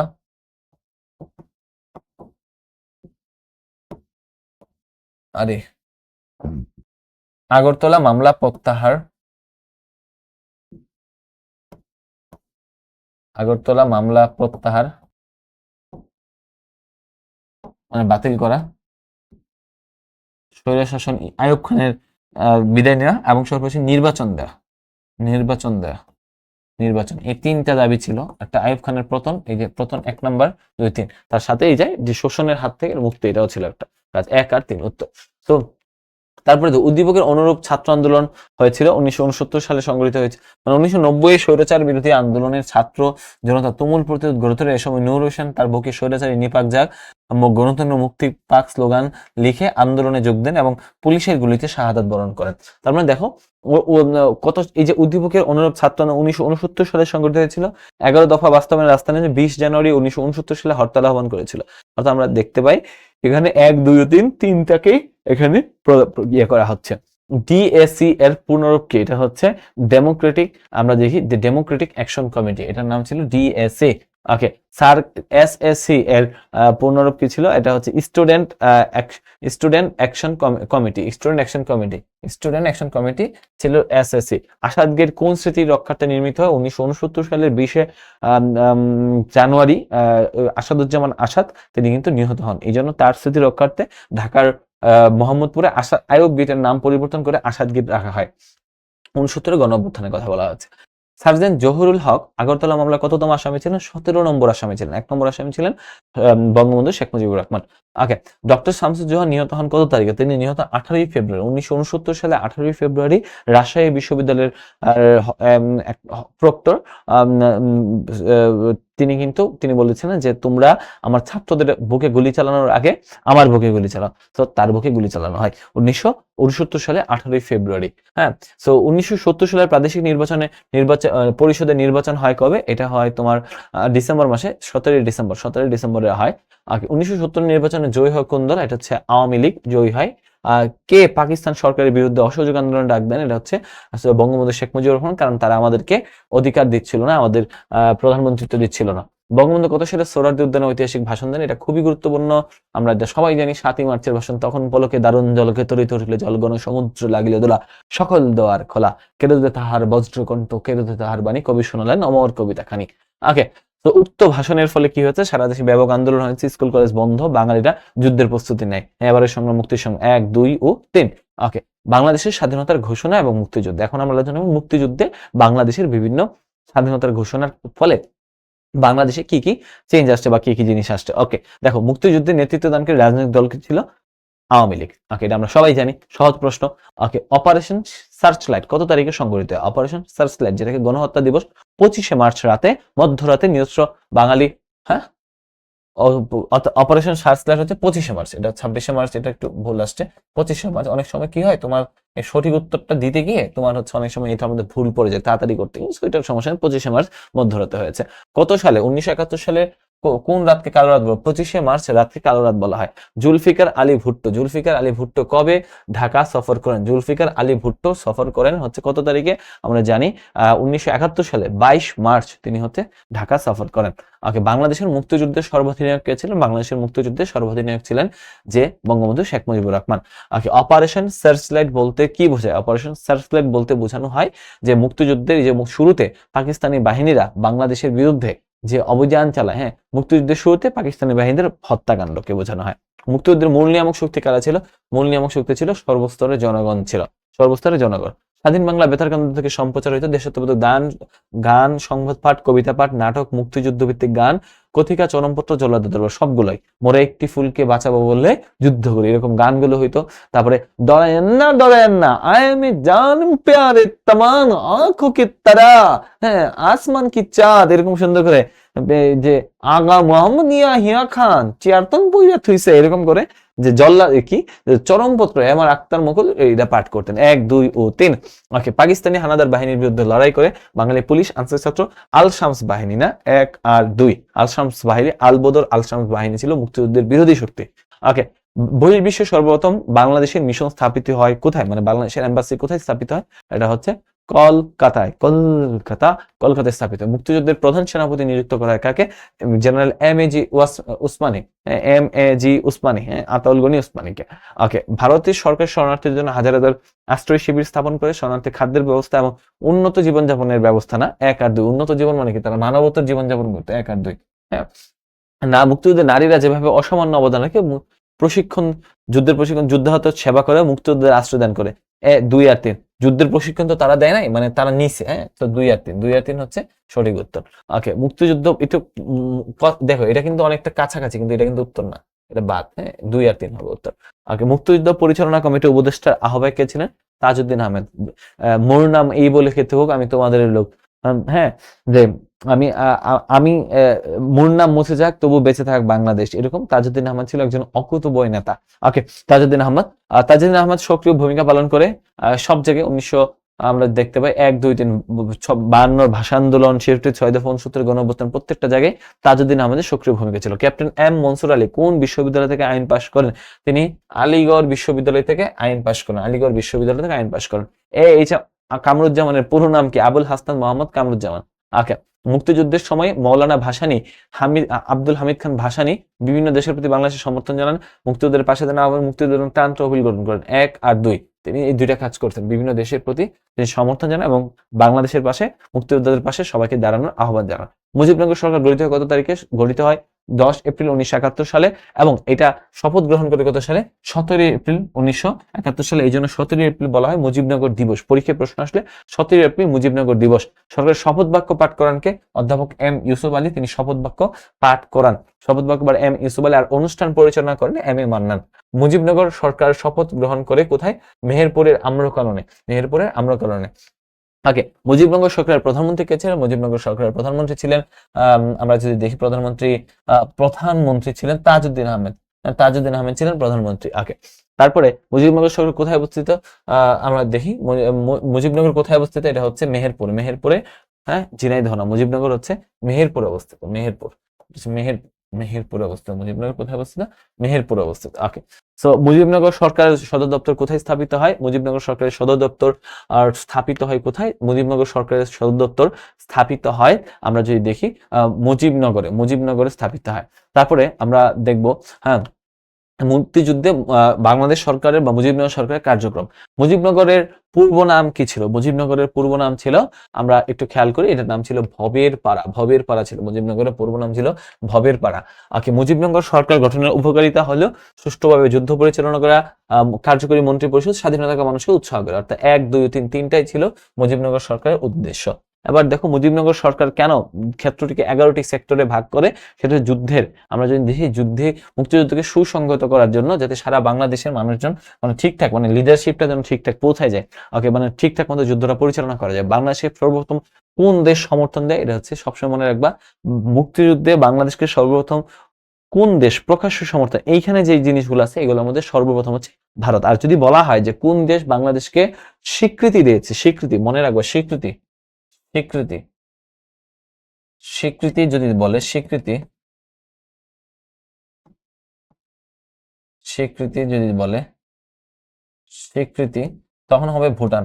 প্রথম স্বীকৃতি দেয় ভুটান, আর প্রথম প্রকাশ্য সমর্থন দিয়েছে ভারত। ওকে, ভুটান। মুজিবনগর সরকারের কৃতিত্ব কি? এর মাধ্যমে বহির্বিশ্বে মুক্তিযুদ্ধের সহানুভূতি অর্জন, মুক্তিযুদ্ধে বহির্বিশ্বের সমর্থন, বিভিন্ন দেশে মিশন স্থাপন করে গেছে, অর্থাৎ তারা ঠিকঠাক মতো মুক্তিযুদ্ধটাকে পরিচালনা করার দায়িত্ব নিয়েছিল। ওকে, মুক্তিবাহিনীর প্রধান সেনাপতি কে ছিলেন? এটা হচ্ছে মুক্তিবাহিনীর প্রধান সেনাপতি ছিলেন, আমরা একদম জানি যে প্রধান সেনাপতি কর্নেল ওসমানী ছিলেন। ওকে, কয়জন নারীকে মুক্তিযুদ্ধে বীরত্বের স্বীকৃতি স্বরূপ বীর প্রতীক খেতাব প্রদান করা হয়েছিল? বীর প্রতীক খেতাব দেওয়া হয়েছিল কতজনকে? বীর প্রতীক খেতাব দিয়েছিল তোমার 2 জনকে, তারামন বেবি এবং সেতারা বেগম। ওকে, মুক্তিযুদ্ধের সময় একমাত্র নৌ সেক্টর কোনটি ছিল? মুক্তিযুদ্ধের সময় একমাত্র নৌ সেক্টর ছিল 10 নম্বর সেক্টর, 10 নম্বর ছিল একমাত্র নৌ সেক্টর। ওকে, মুক্তিযুদ্ধের 2 নং সেক্টর সেক্টর কমান্ডার কে ছিলেন? 2 নং সেক্টর সেক্টর কমান্ডার ছিলেন 2 ও 3 মেজর খালেদ মোশাররফ আর এটিএম হায়দার। ওকে, তো সর্বদলীয় উপদেষ্টা কমিটিতে কমিউনিস্ট পার্টির প্রতিনিধি হিসেবে কাকে রাখা হয়? কমরেড মনি সিংকে রাখা হয় কমিউনিস্ট পার্টির প্রতিনিধি হিসেবে। সর্বদলীয় উপদেষ্টা কমিটিতে কে ছিলেন? তাজউদ্দিন আহমেদ, মাওলানা আব্দুল হামিদ খান ভাসানী, অধ্যাপক মোজাফফর আহমেদ। 1, 2 ও 3, তিনটে হচ্ছে সঠিক উত্তর। যৌথ বাহিনীর পূর্বাঞ্চলীয় সামরিক প্রধান নিযুক্ত হন কে? এটা হচ্ছে জগজিৎ সিং অরোরা, তিনি হচ্ছে পূর্বাঞ্চলের প্রধান নিযুক্ত হন। যৌথ বাহিনী নিয়মিত পাক বাহিনীর উপর আক্রমণ চালায়, তোমার হচ্ছে আমরা যৌথ বাহিনী, এটা হচ্ছে পাক বাহিনী 6 ডিসেম্বর থেকে তারা ঠিকঠাক মতো পাক বাহিনীর উপর যৌথ বাহিনী নিয়মিত ভাবে একদম সব দিক দিয়ে ঘিরে ধরছিল। মুক্তিযুদ্ধে কোন বেতার কেন্দ্রের ভূমিকা অপরিসীম? স্বাধীন বাংলা বেতার কেন্দ্রের ভূমিকা অপরিসীম। জনমত গঠনের সবচেয়ে বড় অস্ত্র কোনটি? এটা হচ্ছে তোমার জানো প্রচার মাধ্যম। প্রচার মাধ্যমের মাধ্যমে, কলম না, কলম একটা গুরুত্বপূর্ণ হাতিয়ার, কিন্তু জনমত, যে মানুষের কাছে পৌঁছে যাওয়া, এই জিনিসটা কিন্তু জনমত তৈরি করা, বেতার মাধ্যমে, গণমাধ্যমের মাধ্যমে তুমি মানুষের কাছে জনমত তৈরি করতে পারবা। শিল্পী, সাহিত্যিক এবং বুদ্ধিজীবীরা কিভাবে মুক্তিযোদ্ধাদের নৈতিক বল ধরে রাখতে সাহায্য করেছে? শক্তি দিয়ে, সরি জ্ঞানের মাধ্যমে, সরি জ্ঞানের, শক্তি না, শক্তি তারা কিভাবে দিবে? সম্মান দিয়েও না, টাকা দিয়েও না, শক্তি না, জ্ঞানের মাধ্যমে। বিভিন্ন বুদ্ধিজীবীরা, সাহিত্যিকরা তারা জ্ঞান প্রদানের মাধ্যমে যে কিভাবে যুদ্ধটা পরিচালনা করা যায়, কিভাবে কি করা যায় না করা যায়, এই জিনিসগুলো দিয়ে কিন্তু তারা কি করেছে? তারা এখানে বুদ্ধিজীবীরা মুক্তিযোদ্ধারা নৈতিক বল ধরে রাখতে সাহায্য করেছিল। ওকে, উক্ত বেতার কেন্দ্র থেকে প্রচারিত অনুষ্ঠানগুলো কি ছিল? জনাব আশরাফ 1971 সালে 27 মার্চ বেতারে জয় বাংলা, বাংলার জয় গানটি শুনে ভীষণভাবে অনুপ্রাণিত হয়, এমনকি তিনি দেশকে শত্রুমুক্ত করার জন্য যুদ্ধে অংশগ্রহণ করেছিলেন। উক্ত বেতার কেন্দ্র পরিচিত, মানে স্বাধীন বাংলা বেতার কেন্দ্র জনগণকে মনোবল ধরে রাখা, মুক্তিযুদ্ধ অনুমোদিত করা, এটা না, পাক বাহিনীতে উজ্জীবিত করা না। 1 আর 2 দেখো, এটা খুবই সিলি কিছু প্রশ্ন দেওয়া হয়েছে। ওকে, তো বাংলাদেশ সরকার বিভিন্ন দেশের বাংলাদেশের শিক্ষা কেন্দ্র থেকে মুক্তিযুদ্ধের জন্য অর্থ গ্রহণ করে। তার মধ্যে উল্লেখযোগ্য হচ্ছে কাতার বাংলাদেশ শিক্ষা কেন্দ্র, সৌদি আরব বাংলাদেশ শিক্ষা কেন্দ্র, লিবিয়া বাংলাদেশ শিক্ষা কেন্দ্র। 1 আর 3, 1 আর 3, সৌদি তো বাংলাদেশের এগেনস্টে ছিল, সেটা নয়, 1 আর 3 ছিল বাংলাদেশের। ইয়া, তারপরে 1971 সালে মার্কিন যুক্তরাষ্ট্র কততম নৌবহর? এটা হচ্ছে 7ম নৌবহর পাঠানো এসেছিল না, বাংলাদেশে এসেছিল, এটা ভুল হবে, এটা ভুল হবে। বাংলাদেশে আসার জন্য চেহারা করছে যে আসতে চায়, মানে 7ম নৌবহর তারা মুভ করাইছে, নট বাংলাদেশে আসছে। ওকে, 1971 সালে আলবদর বাহিনীর প্রধান কে ছিলেন? এটা হচ্ছে মতিউর রহমান নিজামী আলবদর বাহিনীর প্রধান ছিলেন। শহীদ বুদ্ধিজীবী দিবস কবে? শহীদ বুদ্ধিজীবী দিবস হচ্ছে 14ই ডিসেম্বর, শহীদ বুদ্ধিজীবী দিবস। পাকিস্তানের আত্মসমর্পণের দলিলে স্বাক্ষর দিয়েছিলেন কে? 2 জন, অরোরা আর জেনারেল নিয়াজি। ওকে, মুক্তিযুদ্ধের সময় বাংলাদেশ সেনাবাহিনীর উপপ্রধান কে ছিলেন? বাংলাদেশ সেনাবাহিনীর উপপ্রধান ছিলেন, আমরা জানি, একে খন্দকার। একে খন্দকার ছিলেন উপপ্রধান মুক্তিযুদ্ধের সময়। পাক বাহিনী আত্মসমর্পণের ফলে পাক বাহিনীর বিচার, পাক বাহিনী নিরাপত্তার ব্যবস্থা করে এবং বাঙালির বিজয় হয়। 2 আর 3, তাদের বিচার তো হয় নাই, বিচার করানো উচিত ছিল, বিচারটা হয় নাই। তারা যে এই দেশে ক্রাইম করছে, তাদের ক্রাইমের কোনো বিচার হয় নাই। ওকে, সো ইতিহাস পাঠে জানা যায় একদিকে বাংলাদেশের মুক্তিকামী মানুষ মিলে মুক্তি বাহিনী গঠন করে দেশকে শত্রুমুক্ত করার আপ্রাণ চেষ্টা করে, অন্যদিকে মুষ্টিমেয় কিছু লোক মুক্তিযুদ্ধের বিরোধিতা করে বিভিন্ন বাহিনী গঠন করে পাকিস্তানিদের সহযোগিতা করে। সো অনুচ্ছেদে মুক্তিযুদ্ধের বিরোধিতাকারী কোন বাহিনীর কথা বলা হয়েছে? আমরা দেখব মুক্তিযুদ্ধের বিরোধিতাকারী কোন বাহিনীর কথা বলা হয়েছে, যে বিরোধিতা করেছে শান্তি কমিটি, তারা বাংলাদেশের মুক্তিযুদ্ধের বিরোধিতা করেছে। ওকে, তো তারপরে দেখো মুক্তিযুদ্ধের প্রবাসী বাঙালি এবং বহির্বিশ্বের ভূমিকা আমরা একটু ফার্স্ট দেখবো, খুব দ্রুত যাচ্ছি। বাঙালিদের মুক্তিযুদ্ধে প্রথম কোন দেশ সহায়তা প্রদান করে? জানো, ভারত সরাসরি প্রধান সহায়তা প্রদান করে। কবে ভারত বাংলাদেশকে স্বাধীন রাষ্ট্র হিসেবে স্বীকৃতি দেয়? আমরা দেখতে পাই 6 ডিসেম্বর বিকেল বেলা বাংলাদেশকে স্বাধীন প্রথম দেয় কিন্তু ভুটানে। ওকে, বাংলাদেশের শরণার্থী সবচেয়ে বেশি কোন রাজ্যে আশ্রয় হয়? এটা হচ্ছে পশ্চিমবঙ্গে আশ্রয় গ্রহণ করে। বিখ্যাত সঙ্গীত শিল্পী রবি শঙ্করের জন্ম কোথায়? এটা হচ্ছে ভারতে। তিনি কিন্তু কনসার্ট ফর বাংলাদেশ আয়োজন করেছিলেন। পাকিস্তান ভারতকে আক্রমণ করে কত তারিখে? 3রা ডিসেম্বর পাকিস্তান ভারতকে আক্রমণ করে। আকাশবাণী রেডিও কোন দেশের? এটা হচ্ছে ভারতের রেডিও ছিল, আকাশবাণী রেডিও। তারপর মুক্তিযুদ্ধের সময় বাংলাদেশকে বিভিন্ন ভাবে সহায়তা করেছিল ভারতীয় শিল্পীগণ, কবি সাহিত্যিক, সবাই সবাই সবাই সহযোগিতা করেছে সবাই। ওকে, তারপরে বাংলাদেশের মুক্তিযুদ্ধের প্রচার মাধ্যমে ভূমিকা রাখে বর্বরতা তুলে ধরতে, জনমত গঠনের মনোবল বৃদ্ধি, 1 2 3 তিনটাই হবে। বাংলাদেশের অন্যতম মিত্র শক্তি ছিল কে? সোভিয়েত ইউনিয়ন বাংলাদেশের অন্যতম মিত্র শক্তি ছিল, মিত্র মানে বন্ধু রাষ্ট্র। বাংলাদেশের মুক্তিযুদ্ধে সাহায্য করেছিল সোভিয়েত ইউনিয়ন এবং হচ্ছে ভারত, যুক্তরাষ্ট্র করে নেয়। 1 আর 3, 1 আর 3 হচ্ছে 2 আর 3 না, 1 আর 3 হবে। 2 3 1 তো 2 3 তো না, 1 আর 3 হবে, 1 আর 3 হবে, 1 আর 3 হবে, 1 আর 3, 1 আর 3 এটা হচ্ছে সঠিক উত্তর খ। ওকে, সো কনসার্ট ফর বাংলাদেশ কোথায় হয়েছিল? নিউ ইয়র্কের মেডিসিন স্কয়ারে। কোন বৃহৎ শক্তি মুক্তিযুদ্ধের বিরোধিতা করে? কোন বৃহৎ শক্তি মুক্তিযুদ্ধের বিরোধিতা করেছে? সেটা হচ্ছে আমেরিকা মুক্তিযুদ্ধের বিরোধিতা করেছে। ওকে, বিশ্বের 5টি বৃহৎ শক্তির মধ্যে অন্যতম হচ্ছে 5টি বৃহৎ শক্তির মধ্যে অন্যতম তো সবগুলাই অন্যতম, এখানে এই প্রশ্নটাই হয়নি। এটা 4টা রাষ্ট্রে কিন্তু অন্যতম রাষ্ট্র, হ্যাঁ অন্যতম, এটা ভুল, হ্যাঁ 5টি বৃহৎ শক্তি, এটা প্রশ্নটা আসলে হয়নি, হ্যাঁ যে 5টি বৃহৎ শক্তির মধ্যে সবচেয়ে শক্তিশালী বলা যায় সুপার পাওয়ার যদি বলতো, সুপার পাওয়ার পৃথিবীতে একমাত্র সুপার পাওয়ার হচ্ছে আমেরিকা, এটা বললে হইতো এটা। ওকে, সো মুক্তিযুদ্ধের সময় যুক্তরাষ্ট্রের প্রেসিডেন্ট কে ছিলেন? আমরা দেখি যুক্তরাষ্ট্রের প্রেসিডেন্ট ছিলেন রিচার্ড নিক্সন ছিল যুক্তরাষ্ট্রের প্রেসিডেন্ট। বাংলাদেশের মুক্তিযুদ্ধের বিরোধিতা করেছিল চীন এবং মার্কিন যুক্তরাষ্ট্র, 2টা দেশ বিরোধিতা করেছে। ওকে, শাপলা তার বন্ধু লিটনকে বলল যে বর্তমানে বাংলাদেশের অর্থনৈতিক উন্নয়নে একটি দেশ ব্যাপকভাবে ভূমিকা রাখলে মুক্তিযুদ্ধের সময় তাদের ভূমিকা ছিল নেতিবাচক। শাপলা কোন দেশটির কথা বলেছে? এটা হচ্ছে তোমার চীন হচ্ছে মুক্তিযুদ্ধের সময় আমাদের এগেইনস্টে ছিল। ওকে, সাইমন রিং পেশায় কি ছিলেন? পেশায় ছিলেন একজন সাংবাদিক, সাইমন রিং। ওকে, বাংলাদেশের মুক্তিযুদ্ধের পক্ষে কোন বিদেশি সঙ্গীত শিল্পীর অবদান অবিস্মরণীয় হয়েছে? এটা খুবই গুরুত্বপূর্ণ। এটা হচ্ছে জস হ্যারিসন, তিনি হচ্ছে কনসার্ট ফর বাংলাদেশ আয়োজন করে বাংলাদেশের এই যে শরণার্থী শিবিরের জন্য তিনি টাকা উত্তোলন করেন। ওকে, তারপরে রেড ক্রসের সদর দপ্তর কোথায়? রেড ক্রসের সদর দপ্তর হচ্ছে জেনেভাতে। রেড ক্রস মুক্তিযুদ্ধের সময় একটি ছিল। বাংলাদেশ নিউজ লেটার কোন দেশ থেকে প্রকাশিত হতো? এটা হচ্ছে যুক্তরাজ্য, United kingdom, Bangladesh news letter প্রকাশিত হতো। তারপরে মুক্তিযুদ্ধে বৃহৎ শক্তির স্বার্থ জড়িত থাকে, ফলে একটি বিশ্বযুদ্ধ বাধার আশঙ্কা ছিল। বৃহৎ শক্তিগুলো কোন পক্ষ বিপক্ষ অংশ? চীন ও মার্কিন যুক্তরাষ্ট্র, তারা হচ্ছে মার্কিন যুক্তরাষ্ট্র পাকিস্তানকে সহায়তা করে, সোভিয়েত ইউনিয়ন যৌথ বাহিনীকে সহায়তা করে, ফ্রান্স ব্রিটেন নিষ্ক্রিয় থাকে। 1 2 3 তিনটাই রাইট। ওকে, বিবিসি প্রতিষ্ঠিত কত সালে? বিবিসি প্রতিষ্ঠিত 1922 সালে, ব্রিটিশ ব্রডকাস্ট কাউন্সিল, যেটা আমাদের মুক্তিযুদ্ধে আমরা অনেক খবর পাই, অনেক খবর জানতে পাই। ওকে, 1971 সালে মুক্তিযুদ্ধ চলে জাতিসংঘের মহাসচিব উথান কোন দেশের নাগরিক ছিলেন? তিনি ছিলেন বার্মা, বর্তমান মিয়ানমারের নাগরিক ছিলেন বার্মা, উথান। ওকে, মুক্তিযুদ্ধের জনসমর্থন পাওয়ার জন্য আবু সাঈদ চৌধুরীকে কোন দেশে পাঠানো হয়? তাকে ইংল্যান্ডে পাঠানো হয়। তো কত সালে বাংলাদেশে WHO সদর দপ্তর পায়? WHO ওয়ার্ল্ড হেলথ অর্গানাইজেশন 1997 সালে সদস্য পাই। যাই হোক, তো আমরা মোটামুটি 200টা প্রশ্ন কভার করলাম। এই প্রশ্নগুলো তোমরা পড়লে ইনশাল্লাহ তোমরা পরীক্ষার মধ্যে কমন পাওয়া আমরা চেষ্টা করছি। আমাদের এখানে আমি যে প্রশ্নগুলো কনফিউশন ছিল, এটা আমি নেটে সার্চ করে বই দেখে আমি কিন্তু তোমাদেরকে সমাধান করে দিয়েছি। যদি তারপরেও 2-1টা প্রশ্ন এদিক সেদিক কনফিউশন থাকতে পারে, এটা তোমরা দেখে নিও। বাট এখানে 200টা প্রশ্নের মধ্যে আমি 100 হলফ করে বলতে পারি 95% প্রশ্ন শুদ্ধ প্রশ্ন। ওকে, সো এবং সব প্রশ্ন আমরা একদম করাইছি। এখন এখান থেকে তুমি পরীক্ষায় 90% প্রশ্ন কমন পাবা, তুমি যে বোর্ডই হোক না কেন। সো ভিডিওটা ভালো লেগে থাকলে তুমি তোমার বন্ধুদের সঙ্গে শেয়ার করে জানাই দাও যে শিখর ভিডিও তোমার কাজে আসতেছে। ওকে, সবাই ভালো থাকো, সুস্থ থাকো, শেখোর সঙ্গেই থাকো। ইনশাল্লাহ দেখা হবে দ্বিতীয় পত্র ভিডিও নিয়ে। আল্লাহ হাফেজ, সবার পরীক্ষা ভালো হবে। আল্লাহ হাফেজ, টাটা।